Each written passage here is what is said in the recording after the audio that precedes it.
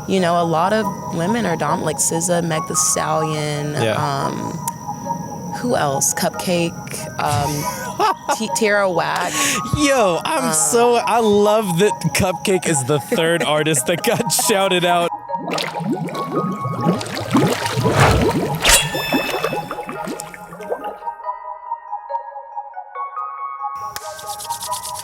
Welcome back, everybody, to another episode of the Soul Serum podcast.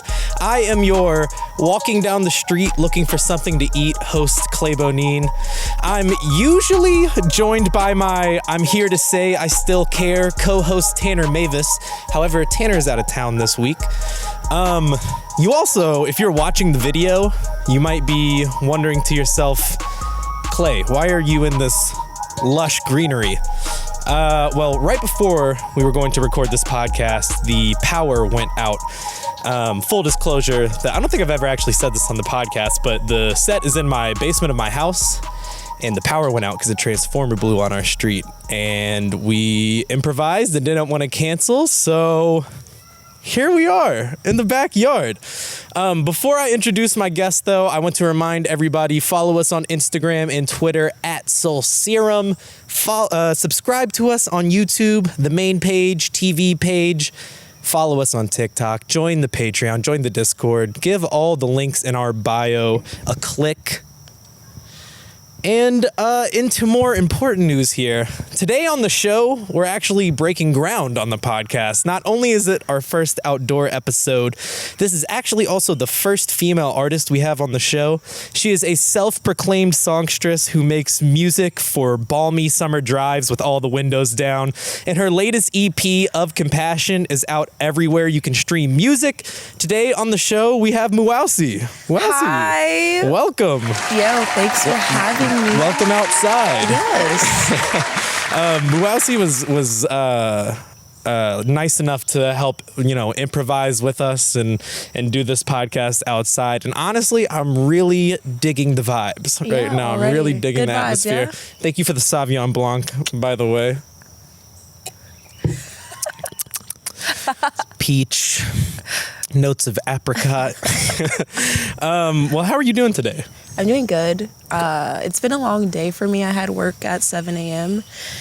Came home at 1, took a nap, woke up at 3, got ready. Nice. Now I'm here. That is very nice. That is very nice. And you helped set up a podcast set as well today. So don't let that go unnoticed. Absolutely not. But let's go ahead. Let's just start at the beginning of your journey. Can you tell us where you're from and when you got into music? I understand that you have like a musical family. Your father and uncles play music. But when did you actually start taking music seriously for yourself? Okay, so first of all, I'm from Cincinnati. Mm-hmm. I was born in Midwest City, Oklahoma, but raised here. Okay. First started... Have you ever gone back to Midwest City? Never. That's literally the name of it? That's Midwest literally the City? name of the city is Midwest City, okay? I've never been back. I was just born there. Okay. I do have family that moved back, but I don't really have an interest in going. Who knows? It might be cool, but I'm sorry, I'm getting hung up on the name Midwest City. We keep going. I'm getting like it's just like such a funny like, what should we name this city? Kind of like the middle of the West. And like, yeah, man, that's nice. That's nice actually. What's interesting to me? The fact that the Midwest is the Midwest, but it's closer to the East. A little bit more Shouldn't it be called East. the Mid-East? Well, I think they already have one of those. I think they already have a Mid-East. But yeah, tell me how you got into music. Okay. Well, I officially started taking it seriously, to answer your first question, in about 2015. Mm-hmm. My dad also makes beats. And so he installed Logic Pro on my laptop willingly. That is very cool. And I just started making beats, playing around with, the program. And I would just make beats, sing over them. And then just do shows in the city, go to the city, do shows. And I thought I took it seriously around that time. But as of now, I'm officially taking it seriously as a career. Yeah. Versus as just a hobby. Yeah, that's like a fun thing that you started doing. Yeah. But tell me a little bit about your family playing music, like in your upbringing, and how that like kind of helped lead you into music. My dad. Okay, first of all, I grew up in the church, right? And my dad played piano for the church. So growing up, there was a piano in the house. He's always playing. So corny, but they said when I was a baby and I would cry, he would play the piano because he knew that would make me stop crying. And Wow. I would literally just stop crying and just listen. Oh, that's really sweet, actually. That's nice. Ew. I mean, I don't know. I feel like it was always in me. Like I might have been born with it. Well, I don't know. I mean, obviously, and we actually, funny enough, your good friend Leo Pastel, when he was on the show, we talked a little bit about like the influence of the church on music, and especially like African American music as well, and how like so much great music like is directly related to the church, you know. So you kind of were low key like born into it if your dad was like involved in the church and playing the piano there, you know. Yeah. I don't know. It's something to think about. I didn't really think about it that much until Leo said it, and then I was like, damn, yeah, the church is actually connected to a lot. But moving on a little bit, though, can you talk to me a little bit about your time out in LA? So, like, you went out there for a week, and you were about to move back, and then at the last second, you were just like, nah, I'm staying here. How do you know? I do a little so bit of interesting. research. I I do a love little that bit of research before every one of these. Honestly, okay, so I'd never been to the West Coast, right? So imagine your first time in the West Coast in LA. That's the only place I've ever been on the West Coast, actually, is LA. Well, so. actually, I went to Las Vegas as well, so not me too, but nice. Yeah. So just imagine like the palm trees, the freaking beautiful blue skies, the people. I fell in love with it, and honestly, I was not going to stay, but the night before I got persuaded to stay.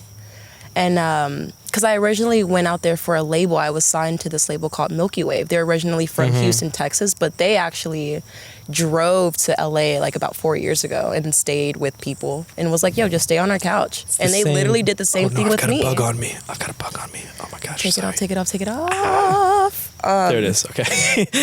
So yeah, they persuaded me to stay. So I stayed on their couch in this really small studio apartment. Like we're all just looking at each other the whole time, right? And as soon as I knew that I was staying there, I immediately started looking for a job on Craigslist. Got a job the next day at this Brazilian acai cafe called Ubatuba. I would walk like 45 minutes in Doc Martens until I started utilizing the public transportation system. Nice. Shout out to y'all. Nice. Shout out to buses and trains. You're good.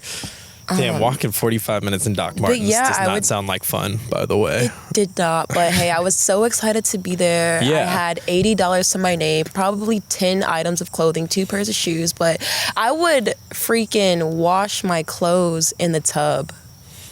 You got to do what you got to do when you're out there, like, you know, living in a situation like that. I know plenty of people who, you know, who live out there who start like in that similar situation. Yeah.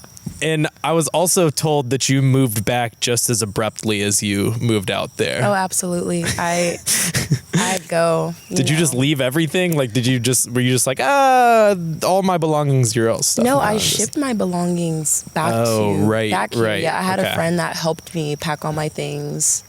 And then I stayed in a hotel for 3 nights, and then I dipped back.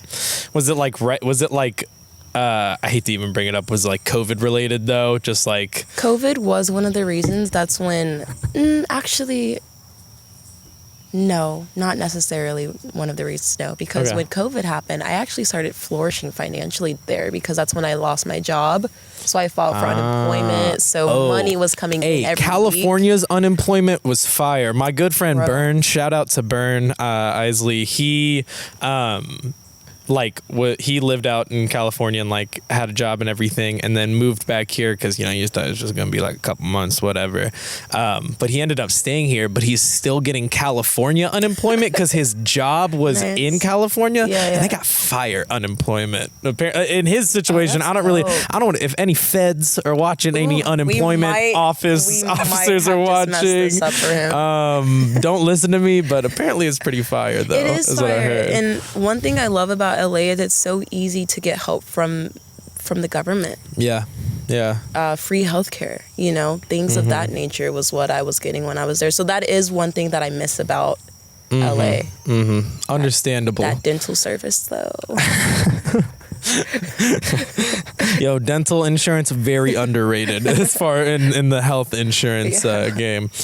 So out there though, you made Of Compassion, right? Your latest EP that came out. To me, it's like a super cloudy, atmospheric, like I said in the intro, like a summer breeze with the windows down type of project. Yeah. Did you go into the EP with like a certain sound in mind, or did it just kind of naturally like tumble into that? Naturally tumbled into what it is now. I could walk you through each song, just a brief summary of how it happened. Okay, so for Frozen Blueberries, I remember waking up, drinking some water, going into the living room, getting my laptop, opening up Ableton, and just making a drum pattern. And then once that happened, I just started singing whatever, and out of my mouth came, "Please stay for a while this time." So I just kept going, and I'm like, wow, this is actually a pretty dope song. Skeleton, you know. So I brought it to the jazz pianist, producer, composer Lion Milk. Yep. And he brought it all together. You know, Yeah. He added amazing instrumentation and tweaked the drum pattern a bit. Yeah. The production on, which I want to talk about a little bit. I want you to go through and summarize the songs, but the production on the album or the EP as well was very, very nice. Shout out Lion Milk. He's cold. I think he's a musical genius for sure. And then what's the second song? Something to Eat is the third song, right? Yes. I think I might have it pulled also, up. I like right how here. you said something to eat in the beginning. Was that? Yeah. No, so on the intro, I always try to do like, "I'm your blank host, Clay Bonine," with like a lyric or something from the artist. It took me a while to develop that, but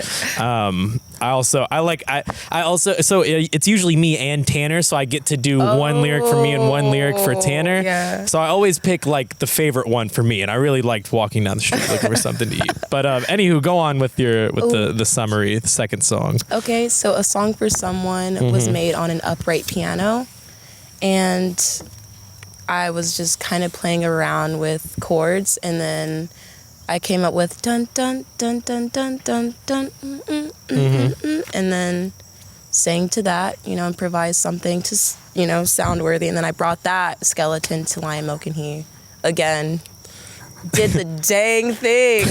Put some magic on it, put it in a laboratory and put it back out. Yeah. I love the Rhodes sound. Yeah.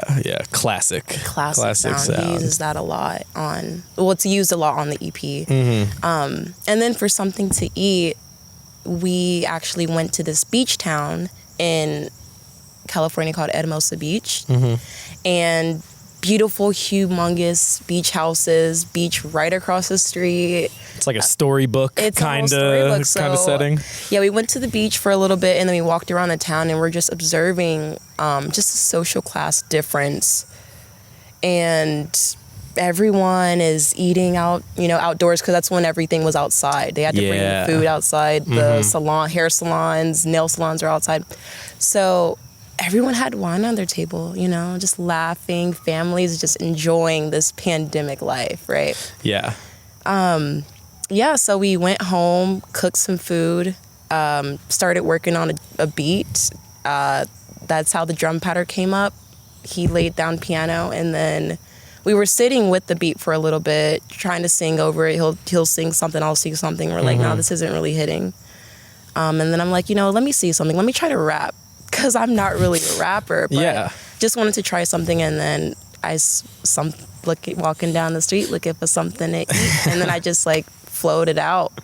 Well, that sounds like I really like the process that you're describing here. It sounds like pure like fun and joy of like making music. It's just kind of like starting with like a little idea and like seeing where that idea actually takes you instead of trying to like dictate it yourself. Yeah, absolutely. And I love collaborating with other like-minded musicians, people that they have perfected their craft, which is one thing that I've learned from living in LA. Before I moved to LA, I thought I sounded polished. I thought I sounded good. But listening back to my sounds about 3 years ago, off pitch, couldn't really hold a note as well. I wasn't really confident with my singing voice. But when I moved to LA, everyone there either went to school for it or practiced for hours, and they know music inside and out. And that very much so opened up my music ear and opened my eyes as far as how I sound. Yeah. You know? There's one of the best ways to get better at something is to surround yourself with people who are better than you, because you are forced to like play catch up a lot faster than if you were like developing on your own. Not that there's like one right way or wrong way, but I've noticed that with like a lot of things in life. But you also like kind of did a really nice segue there, because one of the questions I have is like, explain the importance of having somebody like Lion Milk that understands like your sound and your ideas in the midst of like creating a project or a song. Because I think it's like, I mean, I don't want to, it's not understated, but it's something that like needs to be brought up a lot more, is like the art of collaboration, like how having somebody else kind of help elevate your game as well, you know? Yeah. It is really nice to work with someone that there's very much so chemistry there musically. It's almost as if you don't really have to try to collab. It just happens very naturally. And I do appreciate collaborating with artists and musicians, but when I find that good musician that I feel like we work very well together, I try to stick with that artist, because the more we work together, the more polished, like-minded, and more synchronized our collaboration becomes. Right. You know, iron sharpening iron. Absolutely. So yeah, when I was there, we also started this show called Sunset Vibrations, where we just improvise musically. I watched a couple. You did? I watched a couple, yeah. Yeah, you can watch them on YouTube, but we were just always creating music. And when I was in LA, I was always trying to work with people, but I think being that I was new there and I didn't really know many people, I'm not sure if everyone was as receptive to work with me as they would be now. See, I experienced LA like on a vacation kind of level, so I like was just like very appreciative of like that there was no clouds and that like I wasn't really sweaty and like all these like other little things. But I've heard like many things like what you're just describing of like, you know, the fake LA or the pretentious LA, you know? Does that not like I don't know. deflect you from going out there? Because it sounds like you Honestly, really love it out there. No, I love it so much. Like, that's where my heart is. I definitely want to live back there. And I don't necessarily want to label my interpretation of the culture in LA as fake or pretentious. I just understand that that's the standard of living there. Kind of equivalent to when people say, oh, people in New York are rude. To people in New York, are they rude, or is that's just what? That's just how it is. That's like the norm. That's what it is. So I'm appreciative of my ability to immerse myself in there. You know, I would go to events by myself and just walk up to people. Hey, my name's Muwosi. What's your name? And then from there, that's really hard to do, by the way. Really? Yeah, I think that's really hard to do. When I was in school, I went to school for electronic media and broadcasting, and like we would go to like these like film events, and professors are always like, oh, you know, just like walk around, just like introduce yourself to people, this and that, and I'm like, that sounds fucking terrifying. I really like, and I'm good at talking to people, but just like the cold open of just being like, hi, I'm Clay Bonine, I do this, and that, like, is terrifying. But you don't have a problem with that? No, because I live out of my head. Like, I try to live in the present moment, but I was not always like this. Like, I literally had to talk to my subconscious and talk to myself on a regular basis regarding a lot of things to do with the spirit and to do with the self. And I did a lot of soul searching, and I would say from that, I am more self-aware or just present, you know? Like, yes, it is nerve-wracking to go up to a random person you've never met and introduce yourself, but once you do it so many times, it's no longer it's not hard that to do. Scary. Yeah. That's a good point. That's a really good way to put that. And your name sounds dope. Clay Bonine. Clay Bonine. Like, imagine walking up to someone saying, hey, I'm Clay Bonine. Like, wow. That's I dope. appreciate that. Thank you very much. I always thought I had a cool name. Me too. Y'all hear that? No. I'm gonna adjust my chair real quick before I ask another question. Okay. I'm sinking into the dirt a little bit. All right. Cool. I hope I explained all of the questions you've asked. No, you're doing great so far. Okay. You're doing just fine. So are you currently, well, no, I don't want to ask that question yet. Okay. Just kidding. I'm going to ask the one after this. So you've worked with a few like indie labels out in LA, and I'm sure that you've had like various run-ins, and as like you were just describing, you've had some like various run-ins and experiences with quote unquote industry people out there. Will you talk just a little bit about what it's like being a woman in the music industry? Being a woman in the industry, for me, means creating a path suitable for other women as well, other artistic women that are in this medium that have a let me think about that. You might have to cut that out. Well, one thing I kind of was thinking about it in this angle of like, have you had any issues, any situations where you felt like you've been looked at or appreciated less, like because you were a woman rather than a man? One experience, or experiences that I will say are like I relate to that, is if I'm with another male musician and we go to an event with other male musicians only. It seems as though all the males are kind of focused on the other, and then for me, I'm kind of like the groupie or the girlfriend or the person that just wants to be there. But it's like, no, I do this as well. I respect the fact that, you know, y'all probably aren't aware of that. I don't really take it personally, but it is an observation. So I feel like I have to do things twice as much to be heard, or I have to be like, yo, hey. I have to be more outspoken to allow them to see, oh, she's not just the girl who's in the room, the girl who got the brought cutie, here. like yeah. Well, I guess one way to do that is to walk right up to people and be like, hi. Yeah, but there are a lot of female artists in LA. Everyone is doing something, and everyone knows what they're talking about, not male and female. So I think there is respect for both genders there.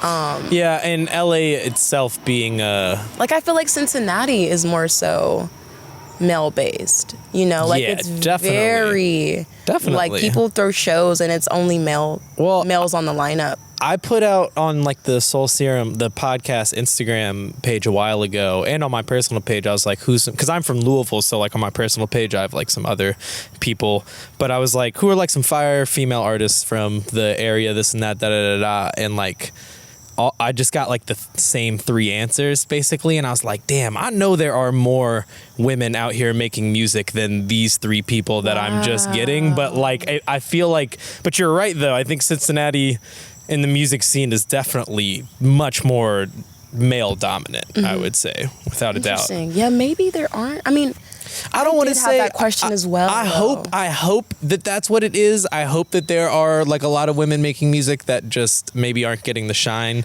they should. If anybody knows any, let me know. Yeah. Holler at us. I too was curious about that the other day. I asked that question. Like, I really want to meet more female artists from Cincinnati. Mm-hmm.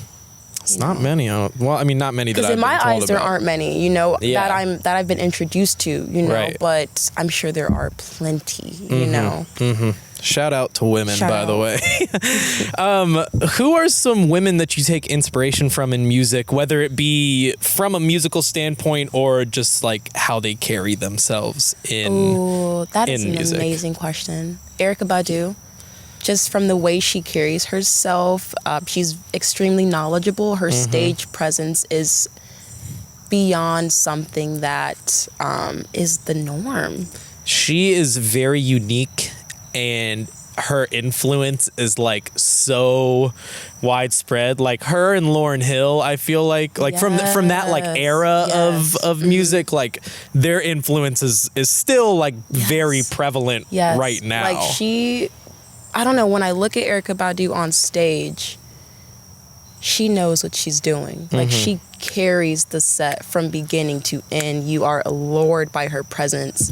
I love Georgia Ann Muldrow. Okay, not familiar with her. She is a jazz musician, singer, songwriter. Her parents were jazz musicians. Okay. Her musical style is funk, jazz. I'm getting some hip hop, some classical vibes, but what I am is she a current artist, or is she like she's a current artist? Okay, gotcha. Yes. Gotcha. Now she lives in Las Vegas. I want to say she lived in. I'm gonna write down this name. What's her name again? Georgia Ann Muldrow.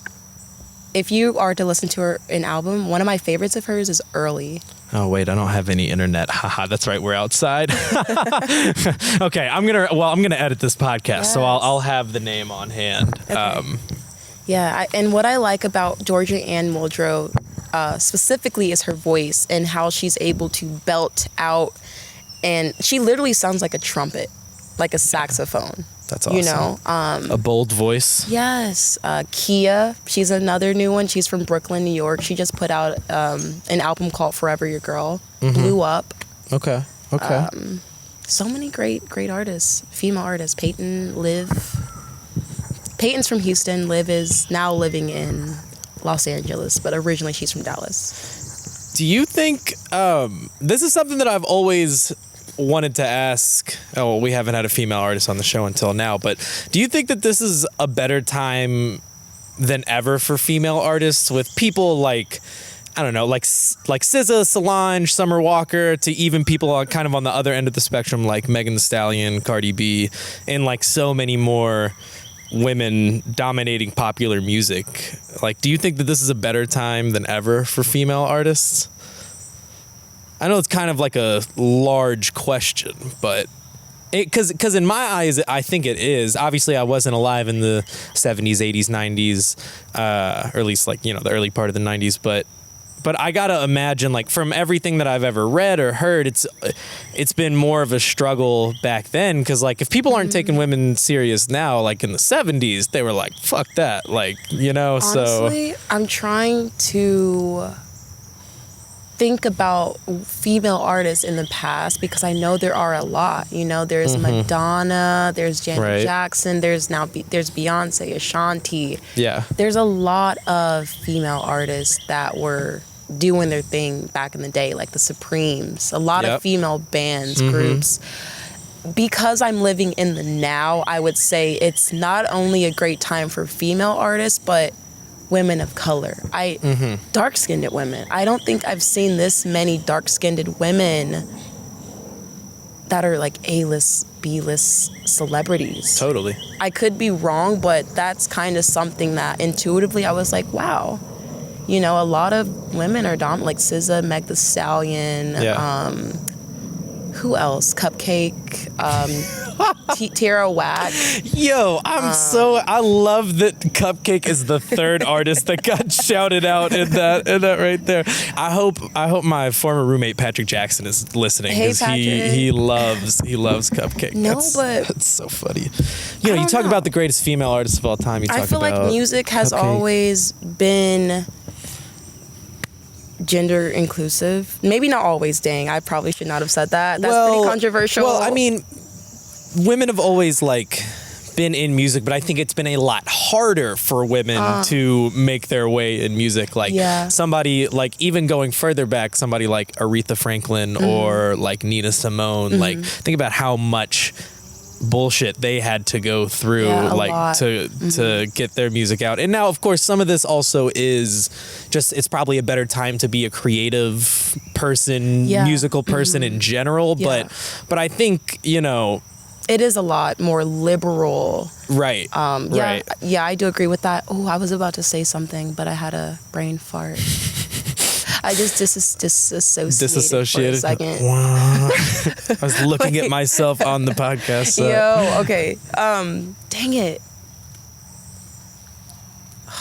What were we talking about? We were just talking about being a woman in music now. Oh, I think, man. and also I will admit I'm taking this angle from more of like a R&B and like hip hop standpoint. I couldn't really speak for I don't know, indie rock, although there are like a lot of actually I'm not huge on indie rock, but all the indie rock artists I can think of right now are women, to be honest. Like Phoebe Bridgers, Faye Webster, Mitski, people like that. I don't even really like that. I only like that music because my roommate Chris listens to that all the time. If it wasn't for Chris, I would have no idea who those people are. But I don't know. That's what we were talking about. I just remembered what I was about to say, and it's regarding, I want to be looked at as an artist and as a musician when hanging out with male musicians. Say I'm hanging out with another male artist and we're just kicking it. Don't try to come on to me. Because it's would you try to come on to your homie if he was a male artist if he was next to you, or are you just doing this because I'm a female, you know? And I do kind of get the feeling of sexualization a little bit, which is molding me into coming off in a certain way. Or not necessarily coming off in a certain way, because I'm still friendly, I'm still outgoing, I'm still extremely nice. Yeah. But I have to be assertive and assert those boundaries as soon as I see it happening. That's a good point. That's a very good point. Because I love male energy. I have 4 older brothers. I'm the only girl, so I grew up around them. I have a lot of males in my family. Yeah. So I appreciate hanging around male energy. But I do, too, still like feminine, hanging around females as well. Yeah. You know, I do have a lot of girlfriends, but I get along with males. Yeah. And so, I don't know.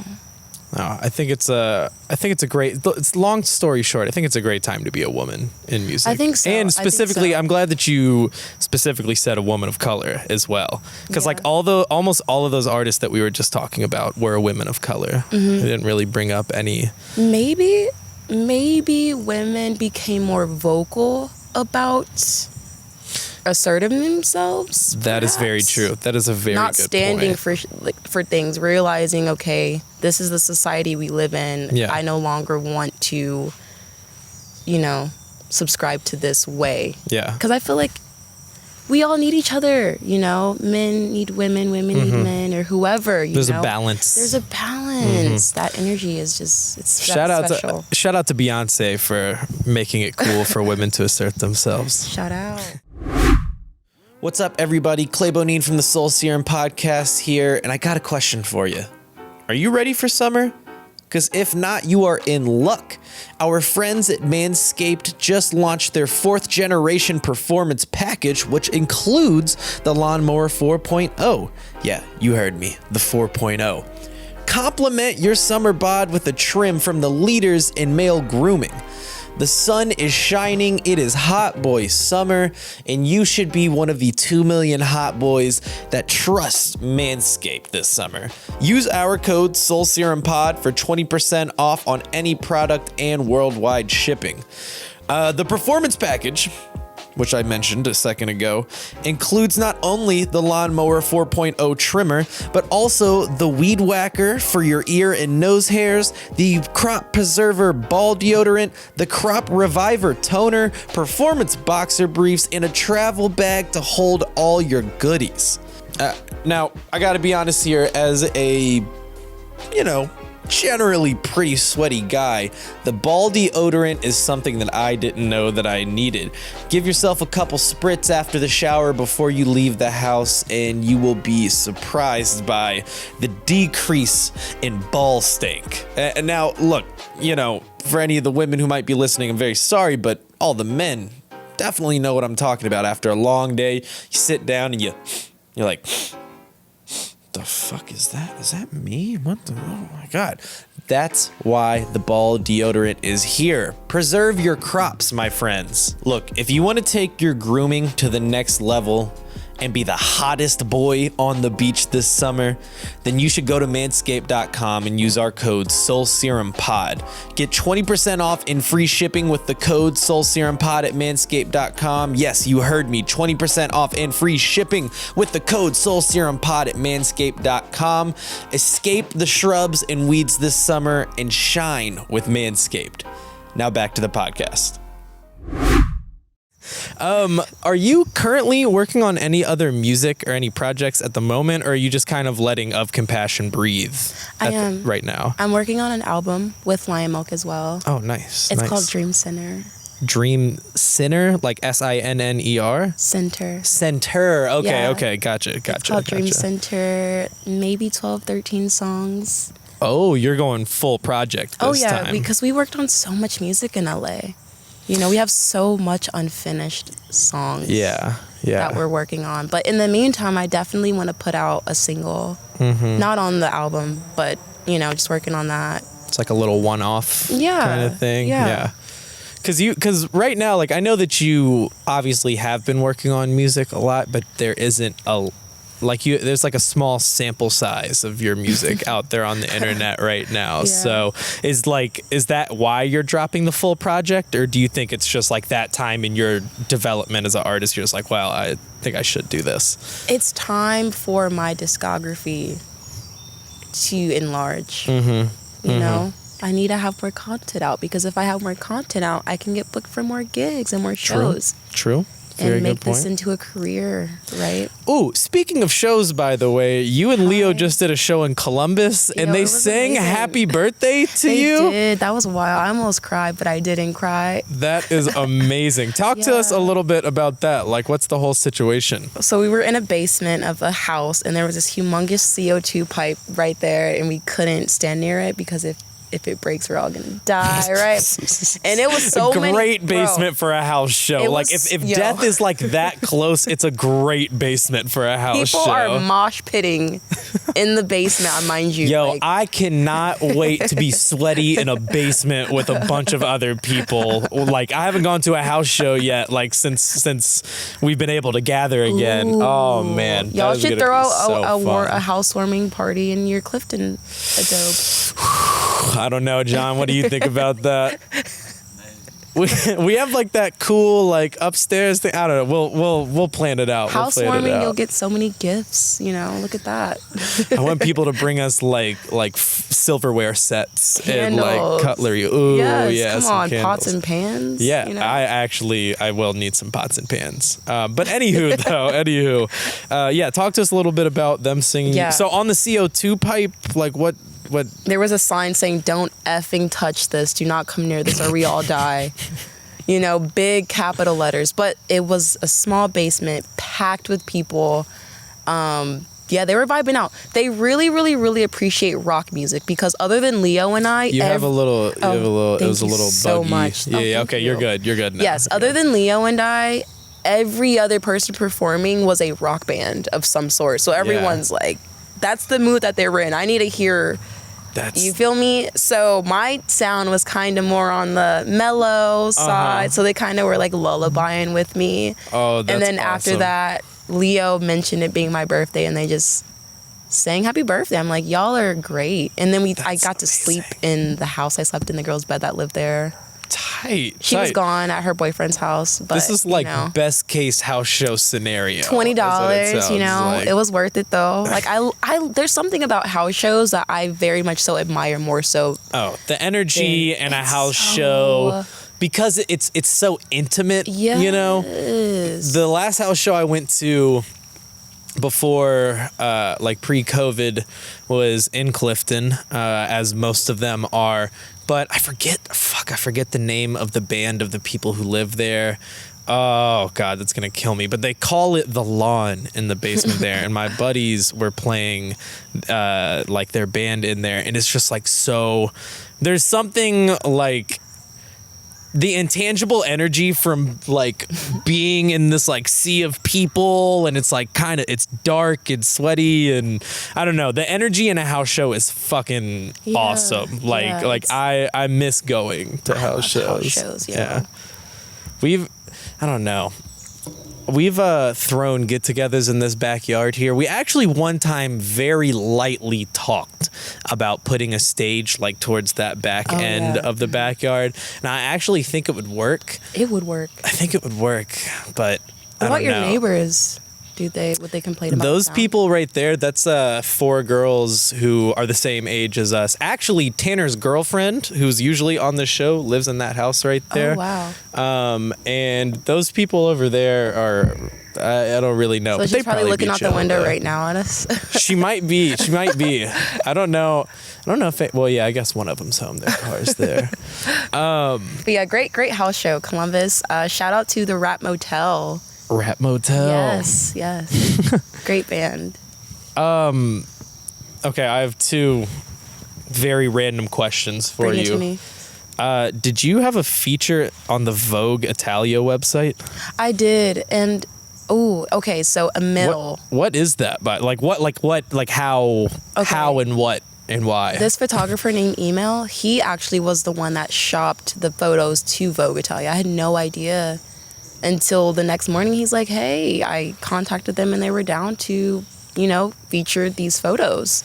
Tight. I don't think I am aware of how amazing that is. That's pretty, but I mean, that's like, I don't know, it's nothing to bat an eye at. Like, that's pretty cool. Vogue great. is a very well-known, establishment. Yeah. And Italia, too. Yeah. Italia. Foreign. Right? It's foreign Vogue. Yeah, like...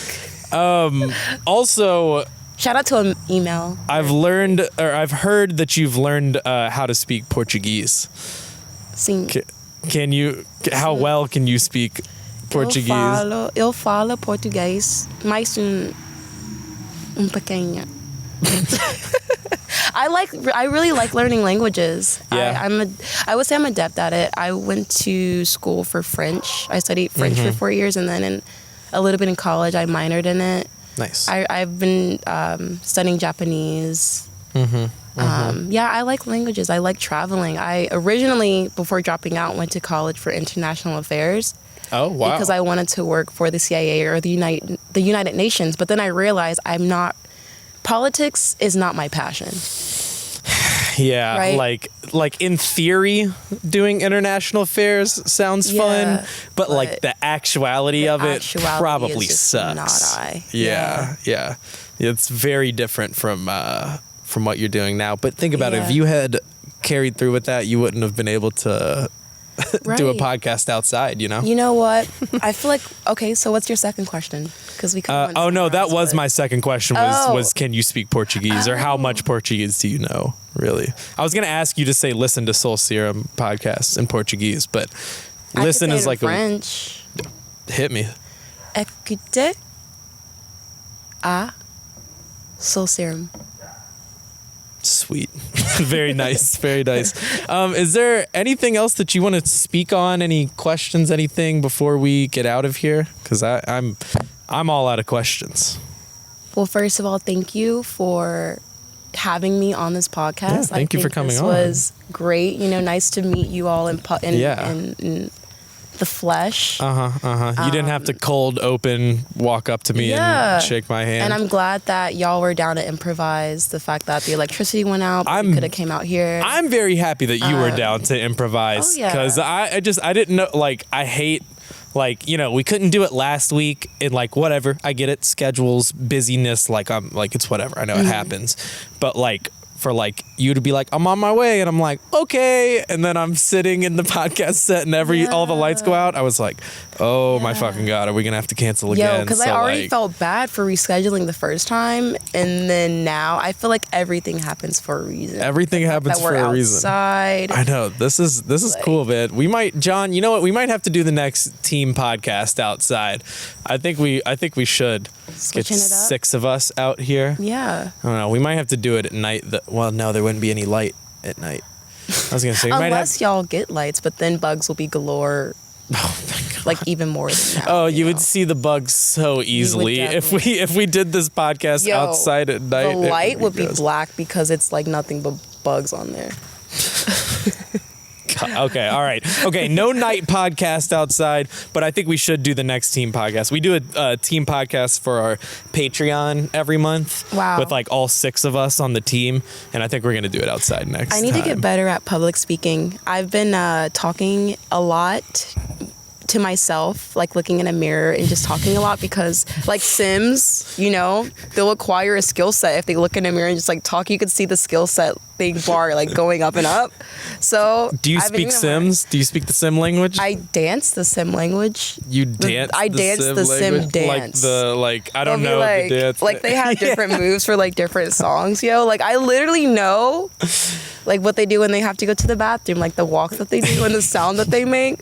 Sims GameCube, we're talking here. Sims people, 2. We talked about Erykah Badu's influence earlier. But Sims influence? It's crazy. Sims influenced my life. Animal Crossing for GameCube influenced my life. Oh, the original Animal Crossing. You know what I mean? Okay, so the first time Animal Crossing was ever, wait, what? Did your camera die? Damn, do you have extra battery?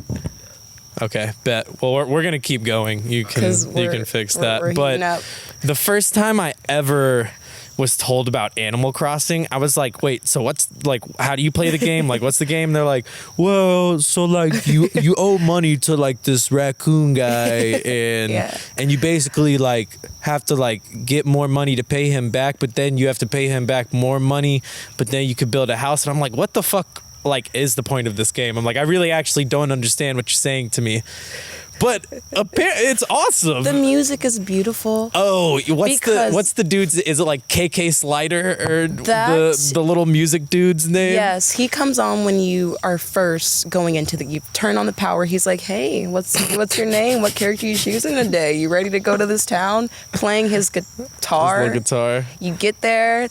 There's a different song for every hour. It's amazing to me on the Switch one. So I haven't played it I don't own a Switch, but my roommate does, and he has it. And I've also just like talked to people about it. But it's amazing to me how much how like serious, like actual time relates to that game. I can't really think of another game where it's that important to actually put literal and they hours appreciate into it. American holidays. There's Do they? New Year's Eve. There's Christmas. There's Halloween. I like the whole vibe of Animal Crossing. When I play Smash Bros, I like to play as Isabelle. She's pretty sweet. She's pretty good on Smash Bros. Yeah. Wow. Wait, what other game did you say? We said Sims, Animal Crossing. I mean, Zelda was one too. Yeah. But this is very Zelda-esque. This really I also watch my roommate play a lot of Breath of the Wild on the Switch. Familiar with that. That's like the Zelda game they made specifically for the Nintendo Switch. It's like it's insane. It's huge. It's like a huge game.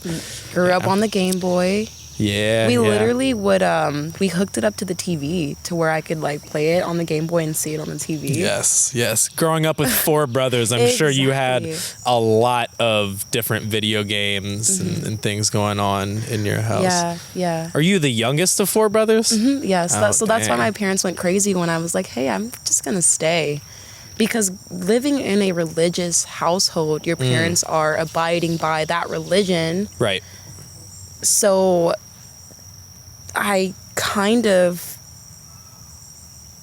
don't know where I'm going with that, but I just know that my dad was very, very controlling. Yeah. You know, my mom very controlling as well. Are all your other siblings living like in this area? Yes, all are in Cincinnati. So you would have been the only one to have been not only not in the area, but like 3,000 miles away. Right. So I think, which is probably why I like being independent, or I don't like being controlled. You know, I like free will. Yeah. Because of growing up and how I was raised. Does that make you like, to bring it to music, like I know that you've like been working with like some indie labels as we talked about earlier, but I mean like if a major label were to come to you like kind of in that same sort of notion, would you rather stay more homegrown and more smaller and more independent, so to speak, rather than signing like to like a Columbia or something? Yes, I think so. Honestly, I don't want to be famous.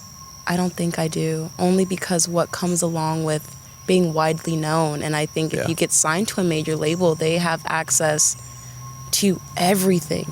They have all the connections. You're on a billboard in New York. You are on Jimmy Kimmel. You're doing all these things that you would not have been doing. But because you're signed to them, they have the connects. Yeah. But it's like, because I love making music, maybe I can do this on my own.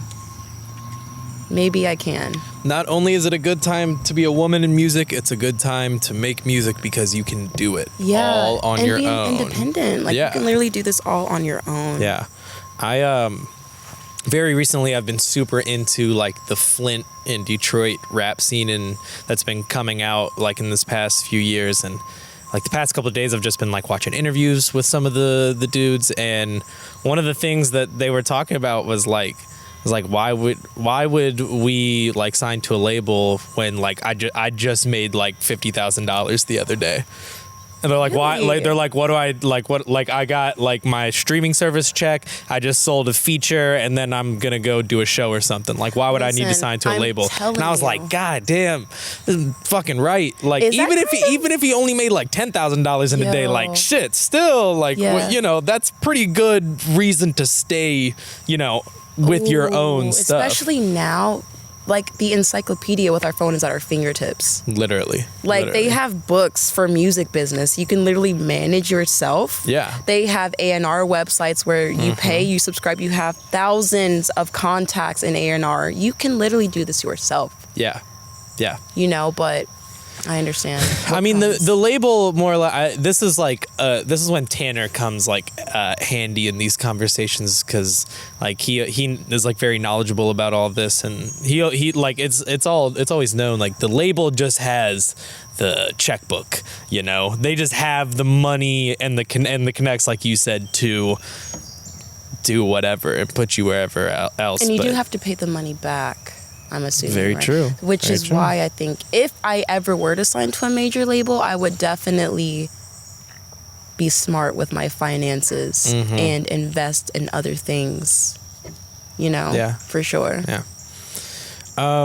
Well, I think that's a good note to end it on right there. Anything else before we get out of here? Who are 5 artists that you listen to that you recommend me listening to? Let me pull out my phone real quick. I'm really bad at answering these questions off the top of my head. Okay. But I'll go to my Spotify real quick. As far as like very recent, yes. I've been listening to the Tyler the Creator album a lot. Okay. It's fucking incredible. It's really, really good. Pierre Bourne, I've been listening to a lot because his album came out recently. I love the production. It's his production is like some of my favorite in the game. Literally same. It's like some of it's like cute, some of it's kind of like druggy, some of it's like angry. Yo, Pierre, like, you want to come out here? Let's see, who else have I been listening to? Where's my recently played? So many people dropped albums, by the way.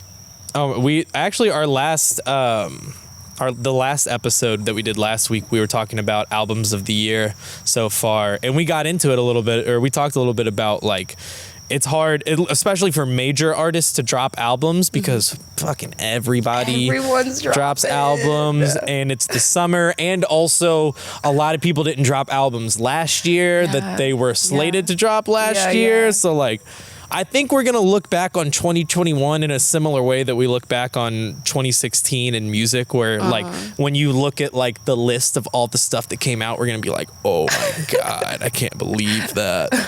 And then one last one that I'll give you. Okay.